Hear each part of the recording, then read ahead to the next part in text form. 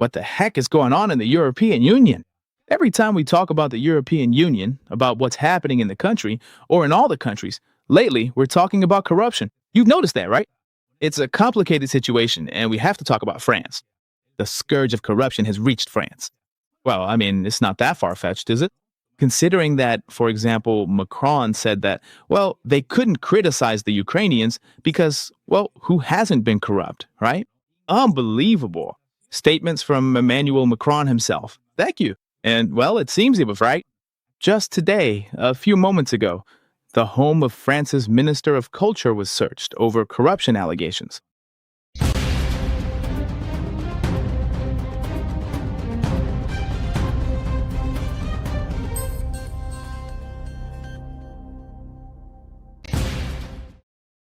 Really, it's unbelievable, eh?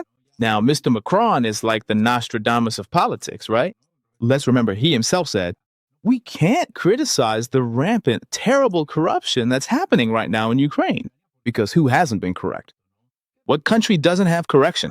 It's an evil we all fight against every single day. Wait a minute, but wasn't this the European spirit that led them to reject Ukrainians? They supposedly believe that Ukrainians are so corrupt that they don't fit in with the European Union. No idea. The only certainty is that, as you have heard, they have indeed searched the home of the French Minister of Culture due to accusations of corruption. The person you are seeing on screen. This situation once again creates complicated scenarios, and in fact, it said that it could even create obstacles for her own run in the Paris mayoral elections. Because yes, she was even looking to continue her political career. Well, like any good politician who loves to milk the state. So, French authorities have searched the home and office of Rachida Dati, the country's Minister of Culture, and this is due to alleged corruption during her time as a member of the European Parliament between 2009 and 2019. Yes, the European Parliament. We've said it here before, the whole Brussels situation is extremely complicated. Corruption scandals are everywhere. We've seen what happened with the Qatar case, suitcases full of money. We've also recently talked about what happened as well. Thank you. With the appointment within Belgium itself of those in charge of various political structures who had also been paid off, let's put it that way. And now we're talking about another European parliamentarian, because of course this happened in the European Parliament. The judicial investigation also began in October of this year, following accusations against her for corruption, influence peddling, embezzlement, breach of trust, and money laundering. Just imagine this outrage. But anyway, it's also said that Dati, while she was a member of the European Parliament, allegedly received payments from the legal representative of the British asset management company Alpha One Partners, Nicholas Sarkis. The businessman admitted that he had paid the politician about 300,000 euros between September 2012 and March 2014, and around 100,000 euros per year, more or less, between 2010 and 2018. As part of an annual package of legal advisory fees. According to him, when he hired Dati, he didn't know she had a parliamentary mandate. Again, a real scandal. But if anyone thought this was the only scandal, well, let me tell you, they were wrong. Another scandal has erupted in France. It turns out the treasurer was stealing porcelain from the Élysée Palace. I mean, we've reached a point where even French politicians are stealing the plates, even the kitchen utensils. It's crazy, honestly. And apparently, month after month, the treasurer supposedly took the tableware, transported it, and delivered it to a collector's house. And then they would also falsify the inventory of the items. In other words, they were pulling off a quiet theft, little by little, and even covering it up by forging the items. I mean, we've reached a point where apparently being a politician in Europe isn't all that hard, right? And stealing seems to be the daily bread. Then they have the nerve to say they won't accept Ukraine because of the corruption issue that plagues Ukraine, claiming it doesn't fit with the European spirit and all that.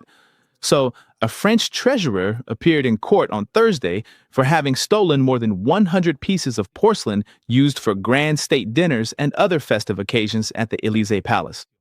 This has been reported by local media, specifying that the suspect was very familiar with these items, since for more than 5 years he was in charge of setting the table and managing the inventory. So the guy who set the table was stealing the plate.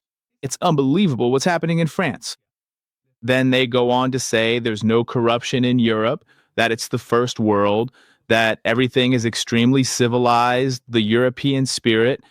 And then they have the nerve to criticize Donald Trump and say, no, Trump can't teach us anything about democracy or how to handle things here, because we know very well how to do it and how to defend our own principles. Anyway, so the investigation began long after the first thefts. It's suspected that items classified as heritage were stolen, including several cups, saucers, and plates from the prestigious Sèvres porcelain factory.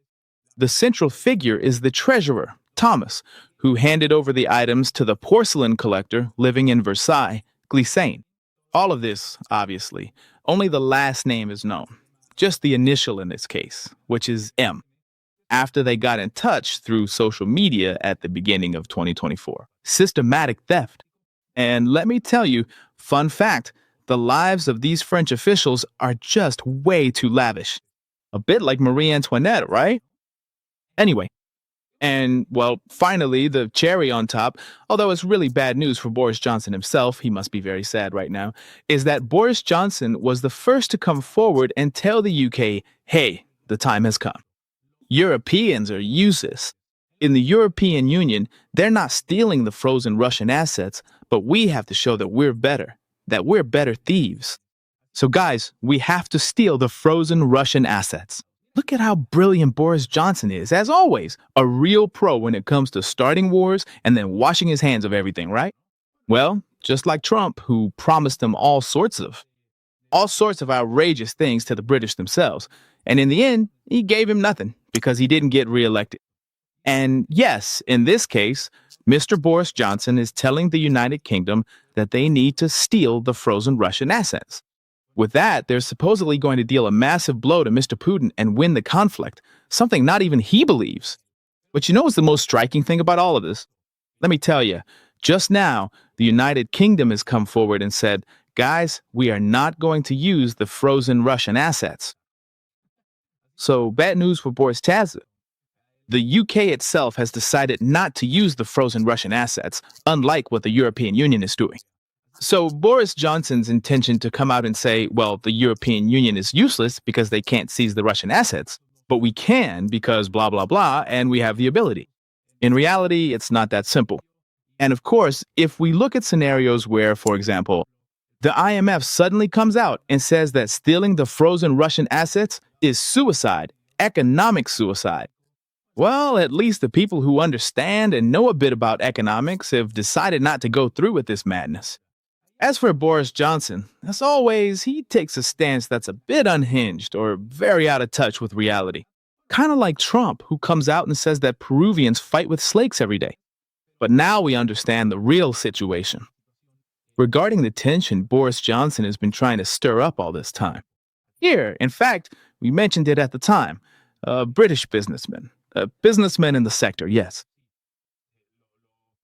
Obviously, the most obvious in the arms sector gave Boris Johnson a nice sum of money so he would keep the conflict going and make the Istanbul agreements disappear. So, of course, keeping this in mind, there you have it. The real situation regarding, among other things, the frozen Russian assets.